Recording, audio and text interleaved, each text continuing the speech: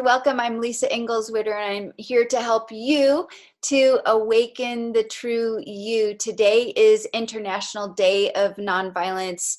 It's actually this day lands on Mahatma Gandhi's birthday, and Mahatma Gandhi, as I think we all know, was the leader of the Indian independence movement, and he was the pioneer of this entire philosophy and the whole strategy of nonviolence. And Gandhi said that nonviolence is the greatest force at the disposal of mankind, that it's mightier than the mightiest weapon of destruction devised by the ingenuity of man. So,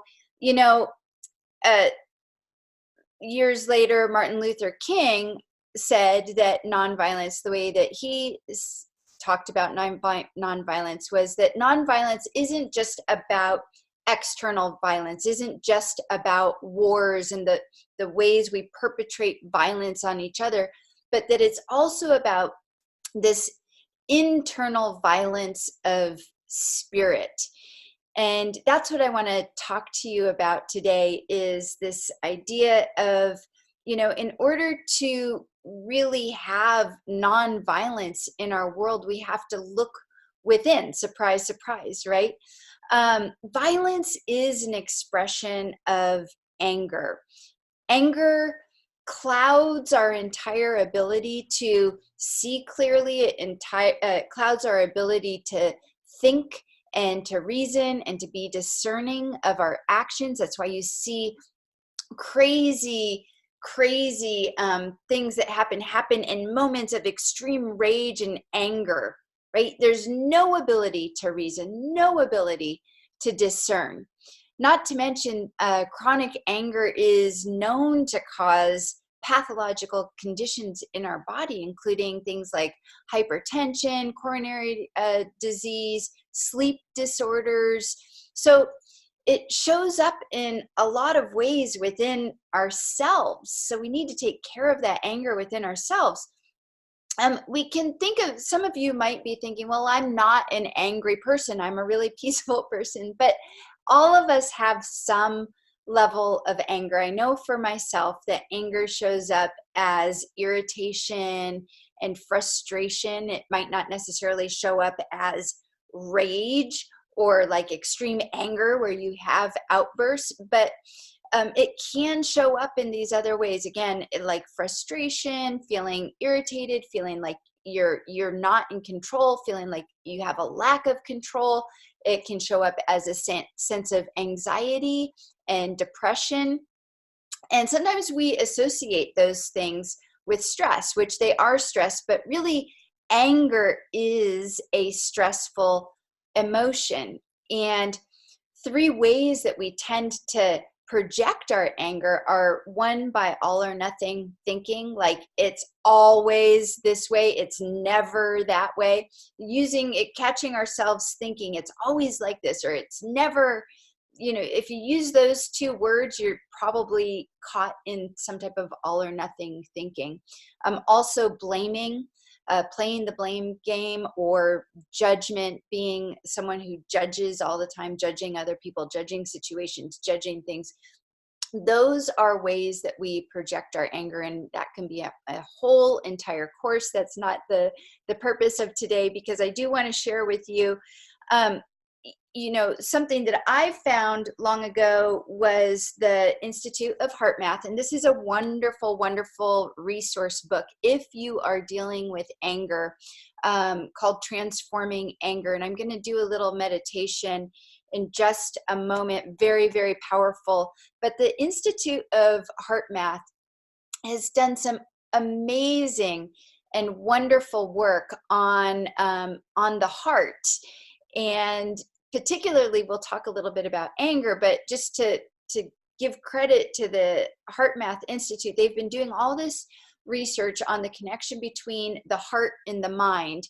And they have tons, if you go to their website, they have tons of studies on the power of the heart, not just as a physical mechanism in our body, but as an energetic conduit that has an intelligence, not an intention. Our heart has an intelligence. You've probably heard about this before.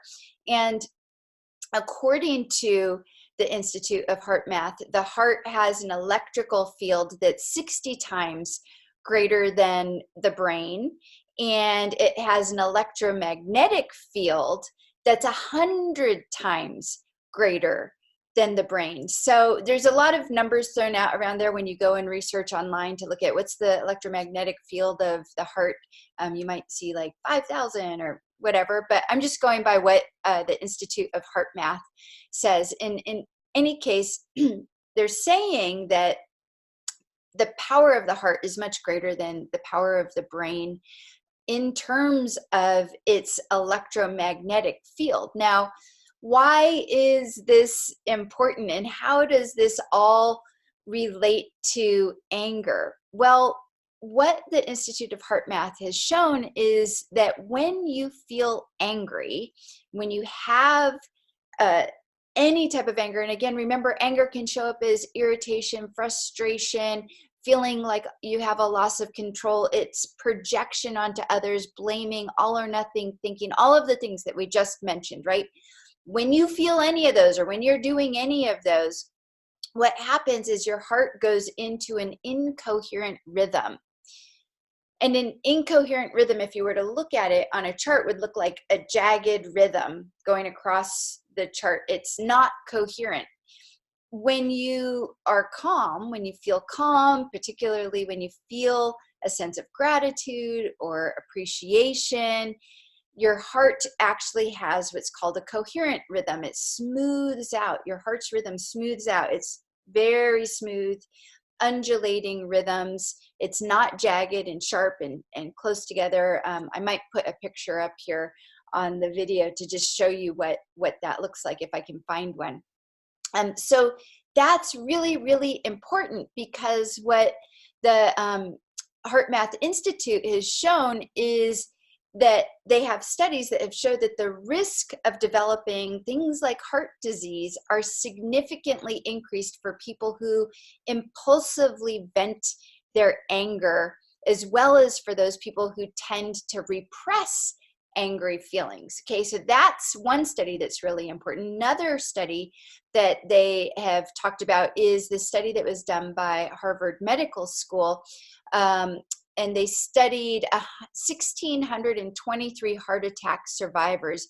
And they found that when those subjects became angry during emotional conflicts, their risk of subsequent heart attacks was actually more than double than those who were able to remain calm. So this is key. Our ability to manage our anger, our ability to be resilient in the face of stressful situations that trigger us, is incredibly important to our physical health.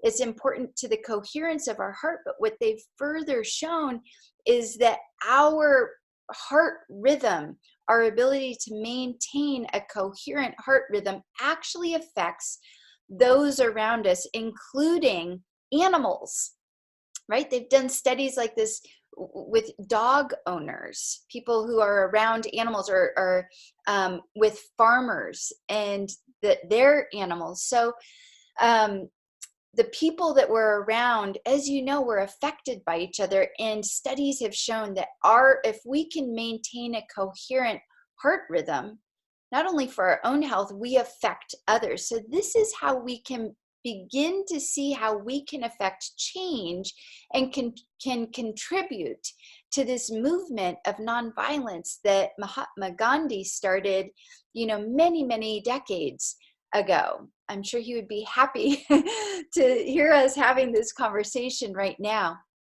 So what I'd like to do with you is to lead you through a very simple yet profound meditation that the Institute of HeartMath uses to create heart coherence.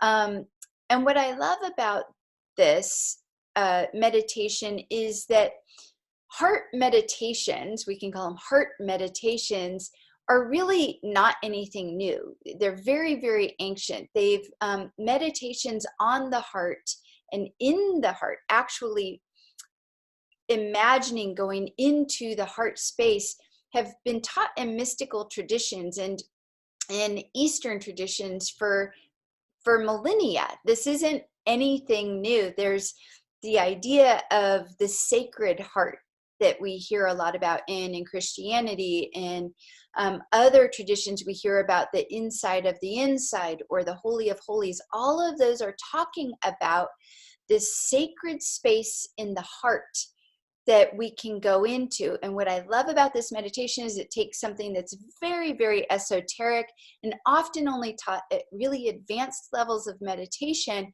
and brings it home where anybody can use it. You know, you can be a 8-year-old child, you could be an 80-year-old senior citizen and use this technique and not have to know anything about meditation.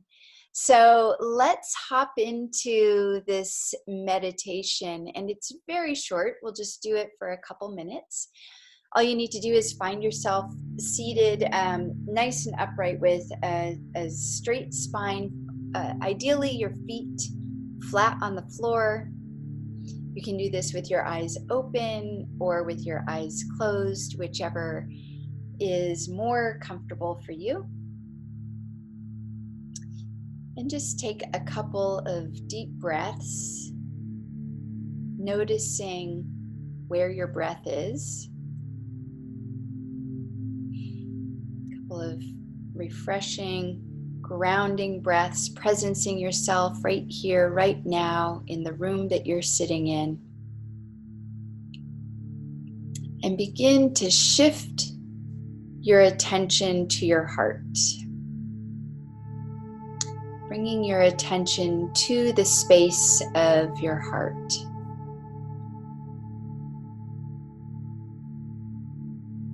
And as you do that, at the same time, begin to shift your breathing so that you imagine that you're breathing through your heart. So you're breathing in through your heart,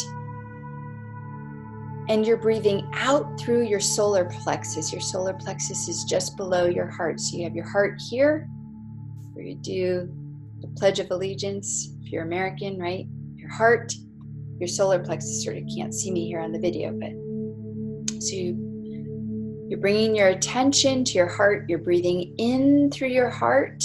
You're breathing out through your solar plexus. This circular type of breath. In through the heart, out through the solar plexus. And just relax into that breathing. And as you breathe in through the heart, bring to mind or activate a genuine feeling of appreciation. Breathing out through the solar plexus. Breathing in through the heart, recalling a time when you felt a deep sense of gratitude. And breathing out through the solar plexus. And breathing in through the heart, recalling a time when you felt a deep sense of gratitude. Breathing out through the solar plexus. Continue that for just another round or two on your own.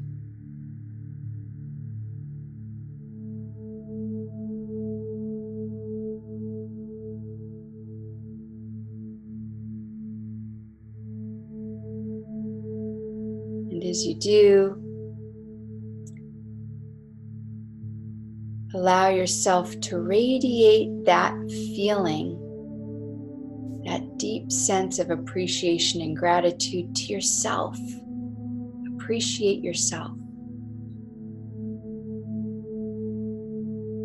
Feel it dissolving any sense of irritability, any frustration that you're holding on to, any sense of blame or judgment, because you're dissolving it with a deep sense of gratitude and appreciation.